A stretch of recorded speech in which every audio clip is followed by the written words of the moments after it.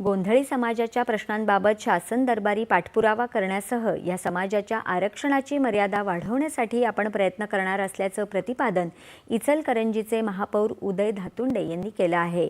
पुण्यात अखिल भारतीय गोंधळी समाज संघटना आणि भटक्या विमुक्त जाती जमाती विकास संघाच्या वतीने आयोजित मेळाव्यात ते बोलत होते।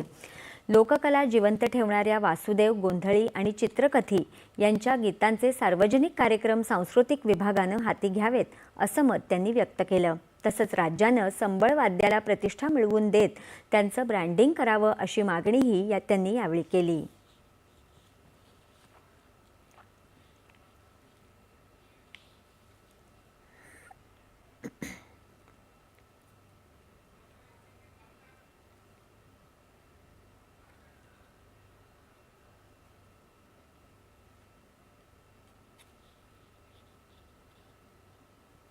समुद्र संवर्धनाला समर्पित असलेला ओशन हा एकदिवसीय चित्रपट महोत्सव आज मुंबईत आयोजित करण्यात आला होता।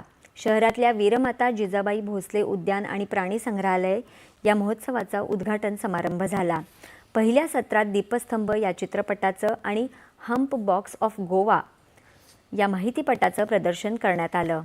त्यानंतर प्रख्यात सागरी पर्यावरण तज्ञ तसंच प्रतिष्ठित ग्रीन ऑस्कर पुरस्कार विजेते डॉक्टर दीपक आपटे यांनी समुद्री जैवविविधता पाण्याखालचे जीवन या विषयावर मास्टर क्लास घेतला।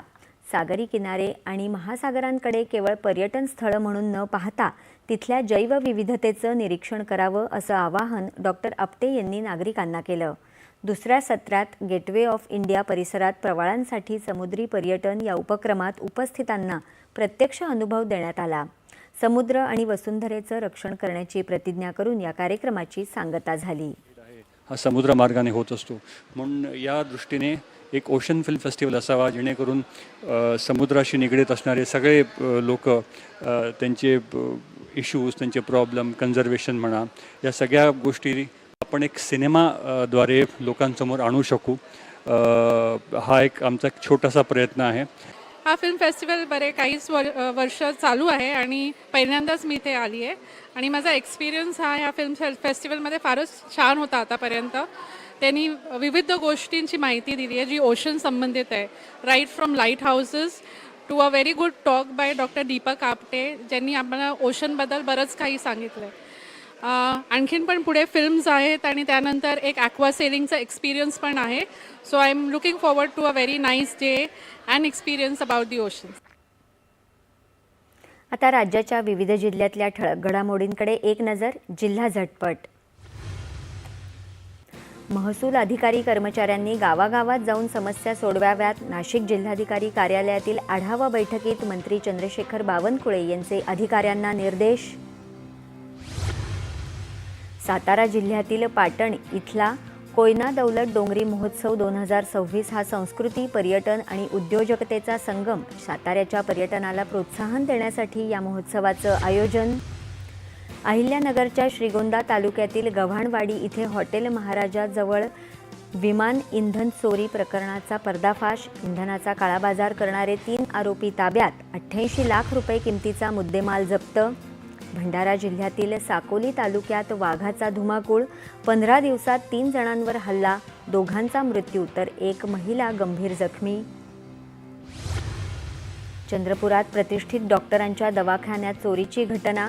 1 लाख रुपयांपेक्षा जास्त रोख रक्कम तसंच महत्त्वाची कागदपत्रे लंपास। रायगड जिल्ह्यातील अलिबाग तालुक्यातील 200 वर्षांची परंपरा असलेल्या श्री बहिरी देवीच्या भव्य पालखी सोहळा संपन्न।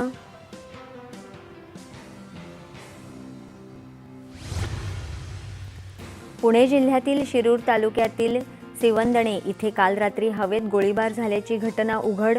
सेवानिवृत्त सैनिक विजय ज्योतिबा कसकेवर 2घांवर गुन्हा दाखल। आणि रायगडच्या पनवेल तालुक्यातील आपटा इथल्या दुर्गम घेरावाडीमध्ये स्थानिक आमदारांच्या प्रयत्नातून बोरवेल आणि सोलर पंपाची उभारणी। पाण्यासाठी पायपीट करणाऱ्या नागरिकांना मोठा दिलासा। ईस्टर निमित्त आज देशभरात विविध चर्चमध्ये विशेष प्रार्थना सभांचं आयोजन करण्यात आलं आहे। गुड फ्रायडेला प्रभू येशू ख्रिस्तांना क्रूसावर चढवण्यात आल्यानंतर रविवारी त्यांचं पुनरुत्थान झालं असं मानलं जातं। प्रभू येशू ख्रिस्तांच्या पुनरुत्थानाचं स्मरण म्हणून हा दिवस पाळला जातो. ईस्टरचा पवित्र दिन निस्वार्थ प्रेम आणि सेवेचा संदेश देतो. राष्ट्रपती द्रौपदी मुर्मू, उपराष्ट्रपती CP राधाकृष्णन आणि पंतप्रधान नरेंद्र मोदी यांनी ईस्टर निमित्त देशबांधवांना शुभेच्छा दिल्या आहेत. प्रभू येशूचा पुन्हा अवतीर्ण होण्याचा हा दिवस सत्य, प्रेम आणि करुणेची मूल्य अंगीकारण्याची प्रेरणा देतो, असं राष्ट्रपती द्रौपदी मुर्मू यांनी आपल्या संदेशात म्हटलं आहे. भगवान येशू ख्रिस्ताचं जीवन आणि शिकवणी हे प्रेम, त्याग, क्षमा आणि इतरांची सेवा या मूल्यांचं मूर्तिमंत रूप दर्शवतं. त्यांच्या या पवित्र बलिदानामुळे आमच्या आशा पुनरुज्जीवित होवोत. सत्याची कास धरण्यासाठी आणि मानवतेला आत्मसात करण्यासाठी आणि सर्वांच्या भल्यासाठी एकत्रित काम करण्यासाठी आम्हाला प्रेरित करो, अशी प्रार्थना उपराष्ट्रपती CP राधाकृष्णन यांनी केली आहे. प्रत्येकाच्या जीवनामध्ये शांतता, आनंद आणि प्रकाश येवो, अशी प्रार्थना पंतप्रधान नरेंद्र मोदी यांनी केली. भगवान येशू ख्रिस्ताची शिकवण आपल्याला प्रेरणा देतो, त्यांनी असं आपल्या संदेशात म्हटलं आहे. महाराष्ट्राचे राज्यपाल जिष्णुदेव वर्मा यांनी ईस्टर निमित्त राज्यातील लोकांना शुभेच्छा दिल्या आहेत. ईस्टर हा सण प्रभू येशू ख्रिस्तांच्या पुनरुत्थानाचा दिवस आहे. आज शेकडो वर्षांनी देखील येशू ख्रिस्तांची मानवता, प्रेम, दया व त्यागाची शिकवण सर्वाधिक प्रासंगिक आहे. ईस्टर निमित्त सर्वांना, विशेषतः ख्रिस्ती बंधू भगिनींना हार्दिक शुभेच्छा देतो, असं राज्यपालांनी आपल्या संदेशात म्हटलं आहे. मुंबईतही वांद्रे इथल्या माउंट सेंट मेरी चर्च इथे ख्रिश्चन बांधव प्रार्थनेसाठी मोठ्या संख्येनं जमले होते.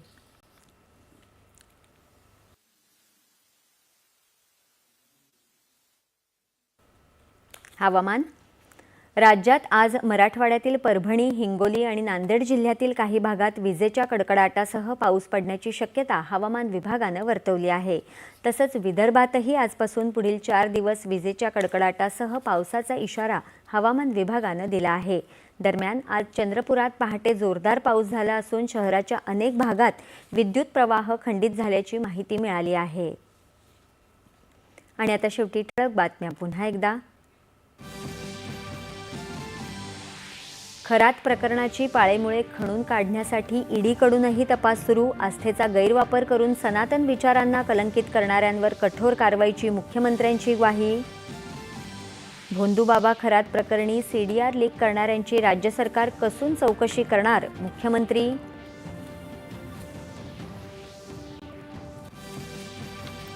नाशिकमधील आगामी सिंहस्थ कुंभमेळ्यासाठी राज्य सरकार 35,000 कोटींची विकास कामं पूर्ण करून साधूग्रामची जागा राज्य सरकार विकत घेणार, मुख्यमंत्री देवेंद्र फडणवीस यांची माहिती. अतिवृष्टी आणि गारपिटीमुळे झालेल्या पीक नुकसानीचा आढावा घेण्याचे केंद्रीय कृषी मंत्र्यांचे निर्देश. नुकसानग्रस्त शेतकऱ्यांना मदतीची मुख्यमंत्र्यां आणि उपमुख्यमंत्र्यांची ग्वाही. बारामती पोटनिवडणुकीवरून महाविकास आघाडीत मतभेद. राष्ट्रवादी शरद पवार पक्षाचा निवडणूक न लढवण्याचा निर्णय, तर शिवसेना उभाठा पक्षाची भूमिका गुलदस्त्यात. काँग्रेस लढण्यावर ठाम.